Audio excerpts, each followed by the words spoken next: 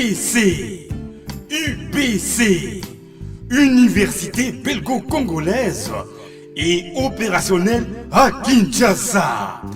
À côté des facultés déjà existantes, sciences sociales, économie et gestion, développement communautaire et environnemental, droit, l'UBC ouvre une faculté de santé publique et une grande faculté de médecine aux atouts innovants. UBC. Avec ses nouvelles tours jumelles, l'UBC fait de son cadre le meilleur à la mesure de ses ambitions. Pour une carrière réussie, pour faire de vous des perles rares des entreprises, l'UBC met à disposition une ferme agro-industrielle, une bibliothèque bien enchalandée, une salle d'informatique à la pointe du numérique, un cabinet d'assistance juridique et un hôpital performant doté des laboratoires d'analyse médicale aux standards actuels. Une télévision moderne bien équipée. UBC. Avec ses professeurs visiteurs et maîtres des conférences, l'UBC octroie des bourses à ses lauréats et assure les suivis du cursus du 3e cycle à l'étranger. UBC. Inscription rue Louosi, numéro 7 à 13 à Kassavubu, en face du carrefour des jeunes. Téléphone 00243 81 60 00634 00243 90 61 61 088. UBC. Une œuvre signée l'ambassadeur Mathieu Mobindi. Mathieu Mobindi et le centre belgo-congolais. Hôtel Saphir, un bijou au standard international en plein Matongé, au grand carrefour de Kinshasa.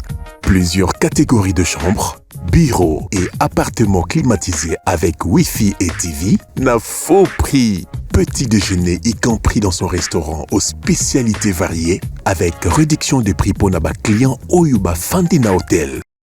Ascenseur ultra moderne, disponible en permanence 24 heures sur 24, vous amène à tous les niveaux. Yaboina Matongé et Salaté. Notre adresse A4 Ikelemba, quartier Matongé, commune des Kalam. Téléphone 084 710 99 99. 081 600 8000. Hôtel Saphir, beau cadre, bel emplacement, bon prix et beaucoup d'avantages. Bienvenue à tous. Très bien. Allez, la mise au point, messieurs et dames, fidèles téléspectateurs. Na loba gifona loba mwa muki. Makambo ezole kapé belé na mboka, bato belé bazoche la biso motema po ifoto loba pe mwa muke. Nous sommes des leaders d'opinion. Tozali informés na makambo belé, oyo tozali source ya information fiable par rapport à makambo belé zole kana mboka na biso. D'abord, pour la makambo ya premier dossier oyo nga nazo qualifié que zalaki vraiment importante pour parler de ça, et ça dossier à makambo etali mwana sukana JB Mpiana. Des responsables comme JB nazo monate. Pourquoi il fallait na commenter sur cette question? Parce que na meki koyo ka makambo nyonso na yoka ki epa ya la fille mwana suka na yoki makambo nyonso elobami na ba analyste o basala makambo na bango wana ya bango nalandi yango nalandi pe ba soi-disant bato bazobima lokola ba papa ya mwana nalandi ba danseuse na mekolanda mwa bato ebele na kati sango yo lobi nini est-ce que sango il faut loba kaka est-ce que ça na makambo na ko vanda kimia te bato mususu pe ya motema mabe ba ke plus loin ba lobi azokoka ko loba te po jiba za moluba ya za moluba. Ça ce sont des démons, des petits démons ne bazana makambo modèle wana na mutu. Il y a des choses que tu peux dire. Il y a des choses que tu ne peux pas dire. Mais je vais quand même dire quelque chose. Parce que Bolingina Luba, je vais essayer de dire quelque chose. Ça pourra faire mal, mais c'est une vérité. Oh, ça n'engage que moi. Il y a point de vue n'engage. Tant on a landi mwana sukawana, maman ya bana mibale, oyo mwana liboso, selon ye azali mwana wa botana JB Mpiana. et que moi ami balé tata na esikoyo batikali non ko yebisa kombo na été na télévision mais ya jibe balobi yango déjà nalandi mwana wana ebandeliti suka bandeko na ngai à moins que bino bozala na point de vue mususu natikali te koyoka mwana suka Brinette oya botana jibe selon yenenga lobika botana jibe. Bon, nayoki pe mwana mwasi muso abimi balobi kazande kwa jibe bazo reconnaître yango mais le point de vue à jibe moko natikali koyoka yango te. Lui qui est accusé atikali ko s'exprimer sur cette question.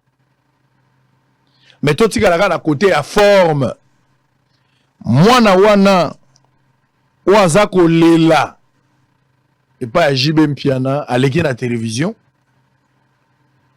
mwana wana azali ko lela te que jibe a violé ngana tikali ko yoka ngote so bo wana vidéo côté na yoka ki bien te botindela nga côté na yoka ki bien te mwana nsuka atikali ko loba te que jibe a violé ngai wana na tikali ko yoka ngote na lobi te que ba viola qui était ce n'est pas ce que moi j'ai dit na lobi te que ba violé mais na lobi kaka tango na yoki mwana wana bandeliti suka na tikali koyoka place moko te mwana lobi ke nga ba viola ngai mais eloko o na yoki mwana wana zo lela eza biloko mibale o na yokeli ya leleli akati émission ya liboso ezali avec beaucoup de contradictions. Ça fait 4 ans na mona ramwana te, ça fait 5 ans na mona ramwana te. Boye barake na droit doute profitera na accusé. Soki yo muto fundi mutu. Oza ko se contredit na makambo na yo, ozo créer ba doute na kosamba na yo, moto yo fundi ba doute wana ezo profiter na ye. Donc tango lingo dénoncer likambo, oya solo, ozali victime po eza droit na yo. Bozala cohérent na maloba na bino. Soki contradiction ekomi mingi profitaka na accusé droit nde lobi yango. Il faut kende soko kei ko samba na tribunal. O to bengaka ba procès pénal. Soko kei ko samba yo moto yo baza ko sambisa yo. Yo moto zalaki mofundi. Soki ozali koloba malamu te. Oza na maîtrise ya makambu yo zoloba te sala keba ekoki ko profiter na moto yo fundi. Un élément très important. 4 ans na mona ramwana te, 5 ans na mona ramwana te, 3 ans na mona ramwana te. Ekoki ko zala pe ya solo a mona ramwana te. Mais est-ce que ça l'a mis dans 3 ans? Est-ce que ça l'a mis dans 4 ans? Est-ce que ça l'a mis dans 5 ans? Pourquoi le bagi 3 ans? Pourquoi le bagi 4 ans? Pourquoi le bagi 5 ans? Photo msou na moni même il y a yena mwana un anniversaire. Il y a un peu beaucoup de choses comme ça. La télé n'est pas la justice. Dossier en instruction. La justice va faire ce travail-là. N'a ko s'abstenir, n'a commentaire. Soki kaka. Parce que, pourquoi je dis que dossier en la justice? Parce que na landaki. Colonel Mimi. Oyazali chargé à makambo ya violence sexuelle. Na landaki na TikTok na ye. Ba partager lien yango. Na YouTube, na Facebook, yandeko moko, na yoki ndenge pe baza kotuna ye mituna, nga moko na bengi na téléphone po aya na botsolo, aya kopé sa explication. Alors pour le moment, aza ko se retenir d'abord na télévision loko la ville audience ya botsolo pour parler. Donc quand elle sera prête, elle viendra dire ici to kotuna ye mituna parce que na mituna kotuna ye par rapport ya banalise on a yoka ki ya saraki. Na TikTok na ye, bien que ba diffuser ki ba relaya ki ngona na Facebook ya ndeko moko. Donc eloko liboso Brinette ou mwana suka azo réclamer ka na mwana te babotolanga mwana. Koto mususu pe na yoki que Brinette effectivement akimaki ye moko parce que abandaki ko vendre pas maman nièce mais akomaki na zemi ya mwana uti ko bota sika ya ngonde kimisaki. Je connais pas ces dossiers là. Nazo mona ba énergie au kende ko luka maman nièce te famille AJB na kende ko non, je ne trouve pas. On a quand même droit à une vie privée, il y a aussi une vie publique. Ba événement nyonso mwana azo loboyo justice soki ba saisir justice soki dossier comme une instruction to s'abstenir, on verra le moment opportun. Soki faut to émettre ba vie, to émettre ba vie. Deuxième élément important. On a yo ki yango penza o esali ke coupe débordé pour moi na oya ya na télévision. Et là problème ya voyage. Batiki ba Zambrota. Zambrota nde azali moko ya ba danseuse ya JB. Batiki bango na États-Unis ba remercier bango pona musala ndenge basala. Mais alors que ngaku tu na botelier mwana atikali ko memanga te. Donc le voyage. On suppose un avis hein. Soki jiba memaki kaka mwana na poto. Na ndenge mwasi aza kolobaki ezalaki promesse na ye. Soka memaki na poto sadi tolinga tokoma na makambo te. Ezaka likambo poto. Ezaka likambo poto. Donc kozanga kokende poto. Komona bato mususu bazambrota bayana ye. O babinaka na bango jiba remercier bango bake poto alors que ye ake poto te. Ça c'est un autre problème. Je pense que ce zaka likambo poto. Ce qui ata jiba me maki na poto te falo kutata na ba papi mandeke bato baza ebele bande kwa jibe ba papi mandeke bande kwa ndenge na ndenge bakwa ko sali soke ne poto. Mais est-ce qu'il fallait régler des questions à la télé parce que jiba tindi on a poto te. Qui dit mieux poto yo ki na nou jibete? Je ne voudrais pas ici commenter sur cette question. Na yoki bato lobi na ndenge na bango jibe fuba kangaye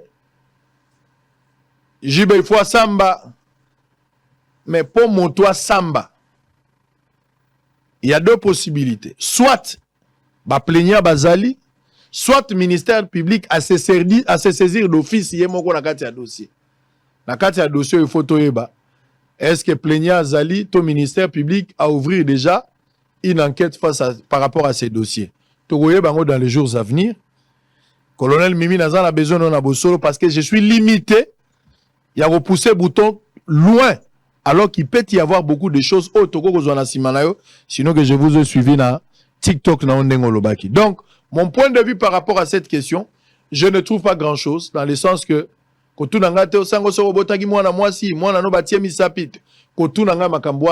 que moi, si aye ko réclamer te que ba viola qui est.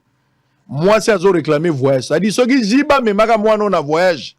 Na moi na to ye akendaka po balobi ke jibe bazwaka mwana soki ya kendaka na epoto nde kopo ese silina soki pe mobali ya botisie mwana mibala me maki e déjà na poto alinga tungisane jibe te donc poto nde énervé ba esprit o mais bande kwa jibe bazali ba ko zolo visa ba ko tindo na poto pour régler cette question. Mais pourquoi il fallait passer dans les réseaux sociaux na yebite yo moko yebi makambo. Est-ce que après koleka na réseaux sociaux OK le sous poto na yebite tous à la quand même na moi ba réserve na makambo ebele. Toi attaquer JB, toi attaquer Ferré, toi attaquer Fali, toi attaquer Wera, toi attaquer Kofi, Inosbi et le reste na musique na bango. Ba proposer bien te, to sali analyse, ba lobby makambo en émission, to ko réfléchir. Mais quant à la vie privée, il y a des choses qu'il faut contextualiser. Je ne trouve aucune raison ngai na vana na bosolo, na banda ko réfléchir, moi la souka Jiba, mwana suka lobite que jiba violé. Baboti na ye mwana. Doazo reconnaître que wana tata ya mwana na ye. Mais potonde bomili kambo. Oh là là. Chacun est libre de mettre un commentaire. Mais ngala kolobalisu na dossier wana te, nous allons tout laisser. Ndenge yango ekotambola. Si ça sera un arrangement à l'amiable. Mutumusa lobinanga makambo ya $100,000 ya fali olobaki. Na ebite so na lobaki yango wapi. Mais babi singa makambo ya $100,000 ya fali olobaki. Na bosolo na tikali kolobela makambo wana te. Babi olobaki. Même makambo ya jibozo olobate po azande kono muluba. Ça ce sont des petits démons qui peuvent réfléchir comme ça. Fali a sali intervention local musicien dans un contexte avec une analyse et créer clameur batu bakoki ko réfléchir bien que nga a na bosolo na lobaki yango te. Mais les gens peuvent réfléchir librement. Mais alors que ya JB c'est dans un contexte purement privé qui n'a rien à voir avec ça. Batumsu abinanga olobaki makambo pasteur Kassi. Makambo pasteur Kassi ezalaki na clameur. Ministère public a se saisir na kati ya dossier où il y a un plaignant, je sais pas. Mais je pense que c'était le ministère public. Et créer clameur et commis Libanda, il y avait lieu de réfléchir, de donner un avis en tant que chrétien. On s'est limité, nous l'avons invité, il a fui. Il n'était pas venu. Donc il faut tout contextualiser makambo. C'est vrai que Batumsu va rappeler Ngabisango. C'était une réponse à un groupe d'individus qui voulaient s'attaquer à moi. Voilà pourquoi on appelle ça dose unique à l'époque. Mais dans Makamboyo, il y a $100 000. Dans le lobby d'Abino déjà que Pierre Boka. Dans mon toit, ça hymne national, selon ce que nous avons lu. Pour nga na bino totangi na Facebook. Na bosolo nga na lobby angote. To moni onde na Facebook. Ba to bele bazo copier ba Facebook na biso partout. Ba chepe bilongi na ngai, ils disent ce qu'ils veulent. Ba to musu bazo pirater ba compte wa sala. Est-ce que ça responsabilité na ngai? C'est pas ma responsabilité, so mutu a réfléchi librement. Ba to bazo yibana ba émission na nga bazo diffuser ngo na ba chaîne na ba. Est-ce que ba tout na point de vue na ngai? Je ne suis pas responsable de votre ignorance. Ba ba comprendre, ba comprendre, ça c'est leur problème. Donc, je pense qu'à ce stade-là, nous n'avons pas de problème avec des musiciens, nous n'avons pas de problème avec qui que ce soit. Notre problème, c'est que le dossier est commis à la télévision, dossier commis à la justice, clameur est commis, tout le monde peut réfléchir. Mais aller chercher les dossiers à Moutou, c'est très privé. Kobimisango Libanda, ça, le travail, moi, je ne le ferai pas. Mais ce que mandataire, il y a l'État. Ce qui est sali loko ya l'État, papa te bomba maki to obimisango. Mais la vie privée, elle est sacrée, je n'entre pas dans cette histoire. Ce qui Moko s'est proposé à inviter to tout nos questions, au qu'on répondre, aux appels obligés à qu'on répondre. Faut tout contexte. Peut-être que tu vas comprendre ngate jusqu'à présent, à l'obaki en dengeni ni pourquoi à l'obaki, mais beaucoup la kaka. Il y a des personnes, à l'obaki, il faut avoir de l'amour pour les pauvres, mais le respect pour les imbéciles. Allez, je vais terminer par l'IGF. L'IGF, Alingete, tout ça. Bande Gonangai, na ebisaki bino que bato ya malamu na Congo. Nde bato basala kalikita mikolo nyonso po baboma bato ya malamu. Oyebi ke muyibi azaka na argument makasi. Akoki même ko convaincre yo. Oyebi ke ndoki asambaka bien. Akoki même ko convaincre yo. Oyebi ke criminel asambaka bien. Akoki même ko convaincre yo. Mais soko la ndeli est bien ko comprendre que na 99% azako kosa yo. 1% ya pamba oyo ko ikondimile zakaka yende kombo na ye yende tata ya bana yende congolais. Mais le 99% ezali mbata o bango babetaka. Ndeko na ngai toloba mukie mais toloba malamu. Naoki makambo eleki moi une semaine, 2 semaines, j'ai entendu des gens papoter, dire des choses colporter. Nayebi, c'est moyen à $500, $300. Je connais même les montants. Les amis journalistes qui ont eu le temps, il y a Robimisa à la télévision, OIG Fassal, je connais même les montants. Même la place pour Mbongo. Ne me poussez pas à citer même les lieux. Je peux même vous citer les lieux. Place Mbongo Zomaki. La réunion est des personnes qui ont pris part dans cette réunion. Parce que parmi vous, il y a des personnes qui n'étaient pas contents de monter à 500. Et ils sont venus nous voir.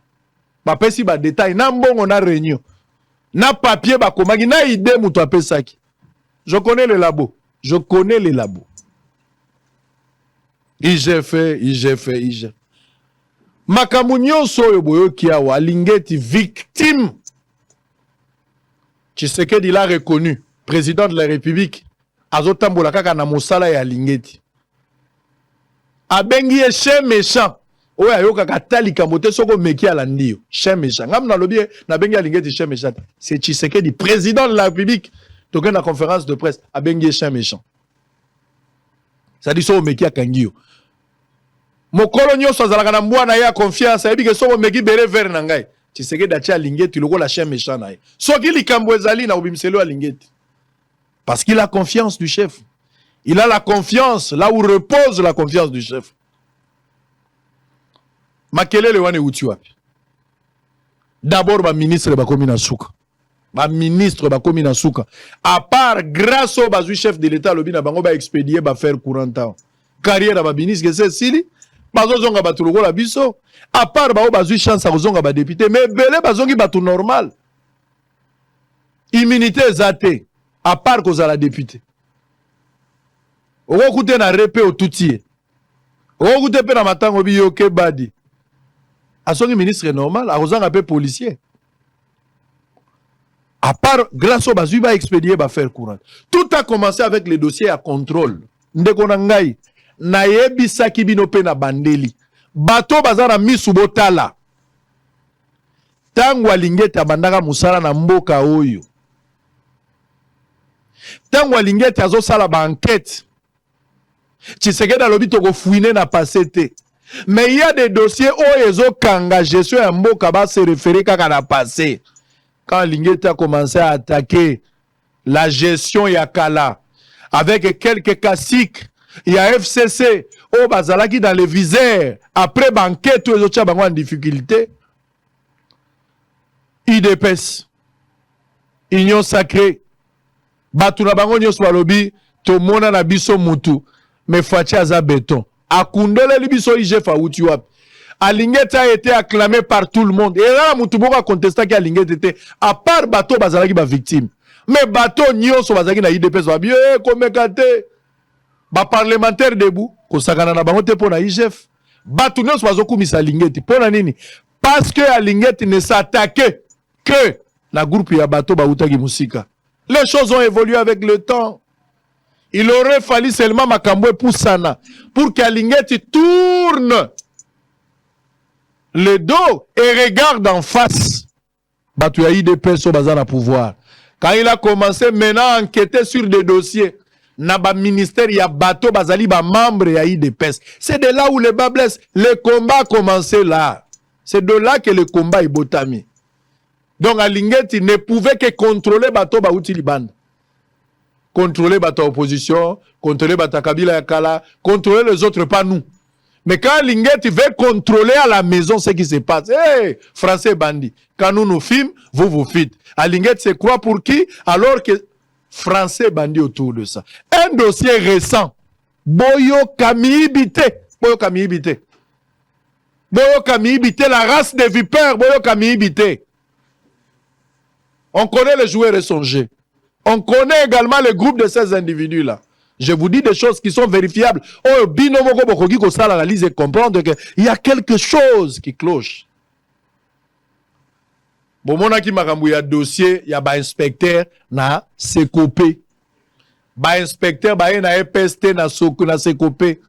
Ba ye ko sala mosala na mokanda na bango elongo bani ba ye na mokanda ba ko tamula na mokanda ba kuti secrétaire général kuna tala mokanda na biso yango to ko banda mosala na ko rappeler bino likambo wana te boyebi ndenge yango esalamaki bien que ba filmaki bandeko na biso ya IGF po balakisa ke baye ko $5,300 bazana mboka transporter nyonso wana ezalaki pona ko minimiser pona ko ridiculiser pona ko humilier mosala ya IGF batindaka bango na justice bango moko balekaki na bosolo. Moi je n'invente pas de choses, la référence c'est une émission qui sont passées ici, une émission qu'ils ont à passer ici bazu émission na bango basilisi bake kotika yango kuna tango bakangi ba toke na bango na justice.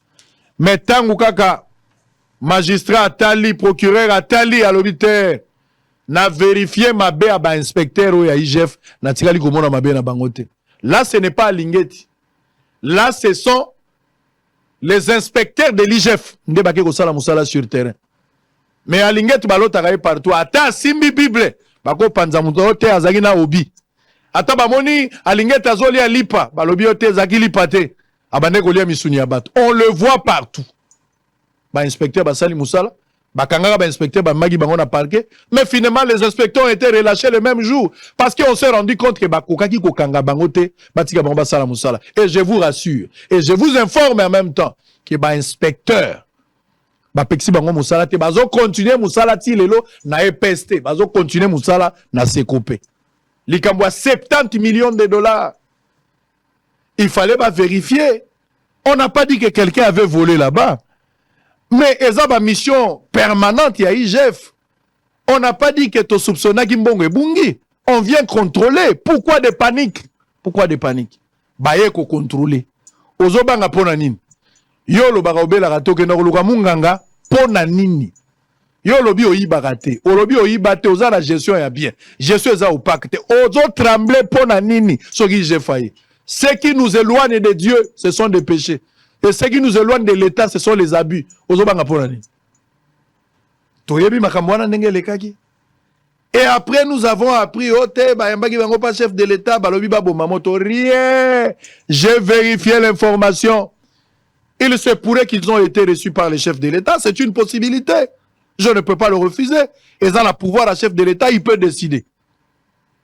Mais je ne pense pas à la rigueur. Il y a Félix Tshisekedi. Alors, bon, je ne pense pas. Au contraire, nous avons tous vu la lettre, il y a directeur du cabinet à chef de l'État. Oh, cette fois-ci, au-delà, il y a Lingeti. Je parle de l'IGF. Inspecteur de Bazo travailler. Bakisi sous cours de compte. Et peste à Koyoka Moto. Babaxeli Batumi Bale. Et peste à Koyoka Moto. Babaxeli Batumi Bale. C'est Kopewane Koinda. À part IGF, Batondo le lie. Bachele li kelimba mitumi Bale. Babakiseli li susu. Bandegoya cours de compte. Pour Basala Moussala. Et nous avons des problèmes. Depuis Balingi Bakota Nakati, Milinge Bandi. IGF. Bayeko bimisa dossier moko ya banque. Binono ce moment on a réseaux sociaux.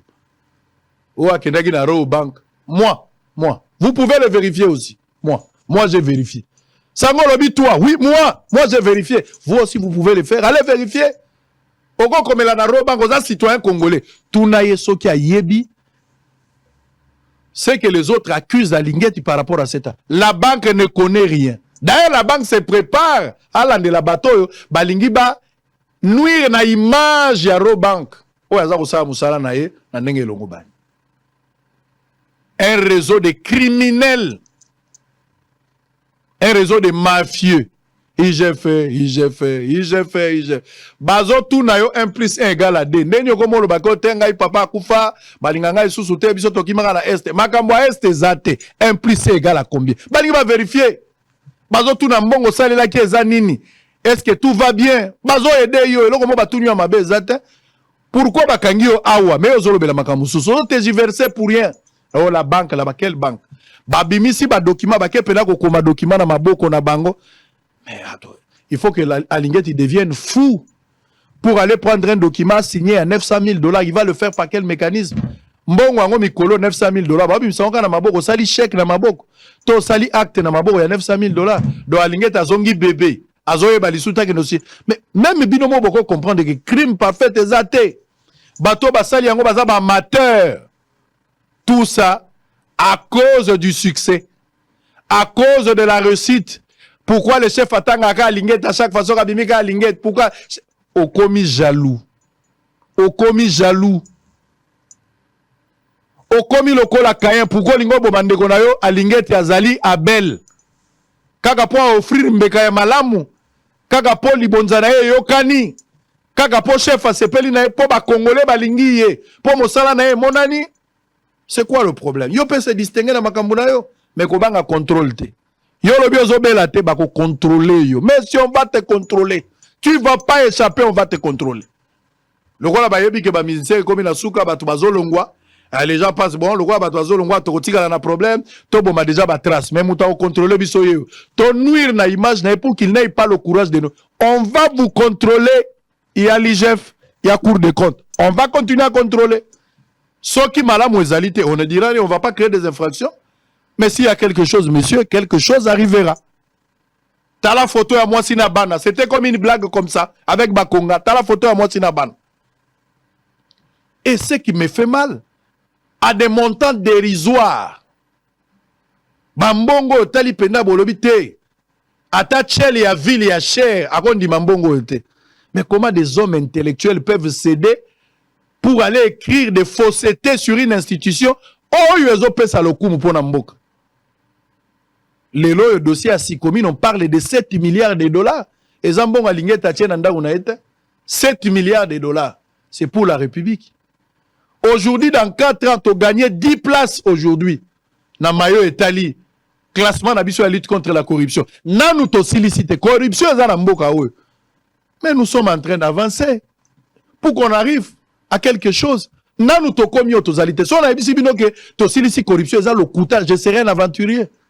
Mais ceux qui ont gagné point, tu as gagné mi balé, mi satumine. Dans 4 ans, tu as gagné 10 places. C'est qu'il y a quelque chose, c'est ça que ça là.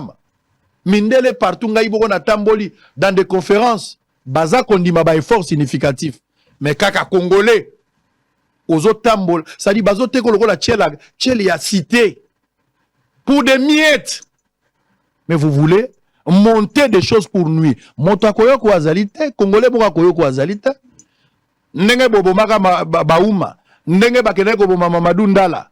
Ndenge babomaki bandeko mususu bazaki lokola ba héros na biso tozo regretter lelo. Ndenge bolingi bobo malingeti. Alingeti partira un jour, il mourra. Si Dieu le décide, il va partir. Ceux qui peut chef de l'État, il va le mettre de côté. Mais, dans le principe, il y a continuité. Il faut tous la balingette et belé. Pour impulsion, ils la pérenniser. Et puis, tout gagner dans le temps. Pas de panique.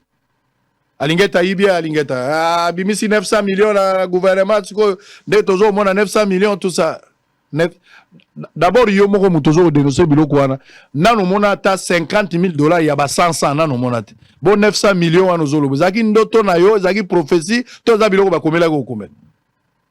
900 millions tout ça, on combien la papier 900 millions tout ça, va faire ça 900 millions la présidence par an. Moto apesi 900 millions ayo ki mabete. Kaka yo muto babete li solo langa ba place ozomela na se amale wana nde sala ki opasi. Donner des preuves. Si on soba bengyo batuni kombo no nani obotama wapi tata no nani bandela makambo lobaki bakoma na papier oko sala nini nde place okoma ngai tout ça la orphelin mama kufaka atika ngana noko. Je félicite Alingeti. Continue à faire le travail. Continue à faire le travail. C'est le combat entre Satan et Dieu. Et ça monde à ténèbres et un monde à lumière. Monsieur Alingeti, vous devez continuer. Chef de l'État, yemoko abengiyo. Champion.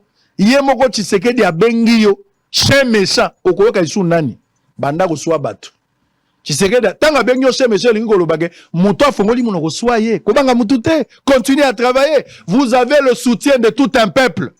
Sango lobi biso peuple tolinga Alingeti. Voilà la question. Et ça des réponses pour vous la réponse. Et c'est un bon choix. Ndenge chef de l'État a sepeli na liyaou. Na lobaki bakambo liyaou wat. Eliaoué, Ngaï. Je ne suis pas prophète. Mais j'avais dit quelque chose sur Liaou. Le chef de l'État ne m'a pas contredit. Un ministre extra. Monsieur Tshisekedi, président de la République, a un ministre extra, alors qu'il y a un ministre démissionnaire. C'est que le chef de l'État, il a compris. Parmi Bato, Bapesi Tshisekedi, Beki, Poizo, Mandaou, ce sont des fonctionnaires. Moto a s'occupé avec eux, va fonctionner les années. Sous l'impulsion du chef de l'État. Et quand nous sommes allés à la conférence, à Bengi, ministre extraordinaire. Babengo extraordinaire. Dès qu'on va Tobibagi dans Okun. À Linguet, Babengi chien méchant, Liaou Babengi extraordinaire. Il a travaillé même presque il a travaillé même plus que le premier ministre. Ça n'engage que moi. Sans exagérer, oui, je le dois. Je dis qu'il a travaillé plus que le Premier ministre. Parce que je n'ai pas entendu le président dire que le Premier ministre était extraordinaire. Il a appelé Liaou. C'est un avis. J'étais à la réunion, c'est un avis. Yo pepe sa oyoli. Mais bah fonctionnaire bah yebi. Ce qui a été fait. Et il faut pérenniser ce combat. Je demande au chef de l'État, c'est vrai que vous-même vous avez dit que Liaou va revenir. Mais nous avons aussi un problème à la tête, il y a management. Je peux tout dire de Matata. Mais j'ai vu un Matata actif sur terrain. Un Matata qui pouvait arriver sur place. Lelo Togo Tanga Biloko Matata, Matata fait ceci, Matata. Au-delà du dossier à Bukangalonzo. Mais nous pouvons nous souvenir que ceux qui n'ont pas tozonge la bancarisation, c'est Matata qui a fait ça. Même Nyoka. Oh, Nzambe Yemoko Modir, Malobaki, soyez prudent comme un serpent. Même Nyoka a la vertu à Malam. Vous pouvez tout dire, c'est Matata, mais on peut retenir de ça. Il faut des hommes forts. Bonjour, nous avons formé le gouvernement. On va nommer le Premier ministre. Mais qui sera le Premier ministre? N'a profil ni Torotia Premier ministre. Un Premier ministre qui n'est pas méchant, un Premier ministre qui dort, un Premier ministre qui voyage beaucoup, ou nous avons besoin d'un Premier ministre qui est sur terrain. Dans la politique et à proximité, qui connaît l'intérieur, qui connaît la réalité, qui palpe du doigt la réalité. Ou nous allons prendre des personnes qui parlent bien, mais qui sont doux, qui sont calmes. Je n'ai rien dit, mais on verra. On verra ce que ça va donner. Liaou, ce n'était qu'une prophétie. Regardez, nous sommes arrivés à la fin de cette mise au point. Félicitations au chef de l'État pour le choix Yabandeko na uti koloba, je parle de l'IGF à Lingeti. Qu'on veut tuer l'homme à abattre pour un travail exceptionnel, qui est pour un travail, oh, nabi bembe bavandi na kimia balobi au moins, à Lingeti aza kosala musala. Mais un groupe de mafieux, un groupe teinté, na mendicité à outrance, va préférer détruire l'image. La lutte contre la corruption, c'est le travail à Batounyons. Mais Batou Balingite, Alingete. Pe Batouango, Bazocha Makele la télévision, ils ont 500. Monsoukou Tazoki 490, $10 de Zaragite. Pour Mouta qui peut s'en foutre qui transport l'école. On va contrôler. Au bien, Zobelate, ça la contrôle. So Zobelate, le Kambozate. Mais so Zobeli, Bakangon hôpital. Aux traitement. Alingete a le rôle alcool. Et autres soit na pota mais faut big ça. A le rôle daquin. Ça fait mal mais il faut soigner. Allez, on termine avec l'Iyaou. C'était la prophétie de Sango. Regardez. On se retrouve après avec les profs pour la troisième partie. Et cette fois-là, ça va tirer à boulet rouge. À très bientôt. L'Iyaou, VPM de la fonction publique, mais en même temps député élu. De nouveau, deuxième mandat. Félicitations à la Makambo Biso photo Ibisayo. Et Rosalo passe mais ça va vérité au coller la mais photo Ibisayo. Il faut supporter en Tiganga na Ibiso en direct. Et ça na combo ba téléspectateurs avant la saluer bateau ba accompagner Biso. Tiganga Ibisayo qui na mandat au yeuti au leka 2 ans au yo sali. Oza héros. Tiganga na Ibisayo sangwa ko sarate. Moi je ne flatte pas. Oza héros. Na loba ki en absence na yo na bandeli en na misu na yo. Et c'est sans prix sans argent. Tango yaki liboso bato bayiba ki falo ki na Assemblée nationale. Arobi ma président Assemblée nationale emo bato alobi ozalo la président ya Sénat ndezala ki ne bandeli. Otikali non Assemblée gouvernement ebimi ba pesi yo confiance. Bato ebele ba mona ki lokola ba kitisi yo. Na sika oyo bato babande ko monela. Au salis ce qu'on appelle le processus de la grandeur.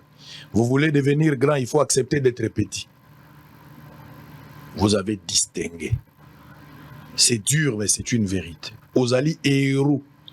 Ozala ki lisasi ya munene facha okenango na campagne. Mandat ya Fati, un peu mitigé, combattu, comme lui-même l'a dit. Il y a eu beaucoup de raisons, mais il n'a pas été à la hauteur. Critiqué beaucoup de choses. Bas fonctionnaire, il y a l'État. Bangonde to prélevera température et sociale ya mboka. Osala ki kisi nini. Pour ba fonctionnaire ba kende élection et c'est moi qui ndako votaka Tshisekedi sans que bacha Makéel. Vous êtes un héros. Et un héros on le soigne. On le protège, on le chérit aussi. Nous sommes fiers de vous. Na quota ngai en tant que Sango, na na quota populaire. Vous devez servir encore le pays. Koboyate. Kozoa militaire Koboyate. Ce qui va passer au primature, ils ont dépendre de nayote. C'est le destin. Kotou n'a pas sauter. Si Dieu a promis cela, ça arrivera. Ce qui peut bazonction la fonction publique, koki matin. Au bandagi chantier, komisango na suka. Mais ça va passer plus de pouvoir. Nazomi yokana motema que ça sera plus que ça. Encore une fois, félicitations exceptionnelles. Il y a des fonctionnaires de la République. Merci. Rien à ajouter. UBC, Université belgo-congolaise et opérationnelle à Kinshasa. À côté des facultés déjà existantes, sciences sociales, économie et gestion, développement communautaire et environnemental, droit, l'UBC ouvre une faculté de santé publique et une grande faculté de médecine aux atouts innovants. UBC, avec ses nouvelles tours jumelles, l'UBC fait de son cadre le meilleur à la mesure de ses ambitions.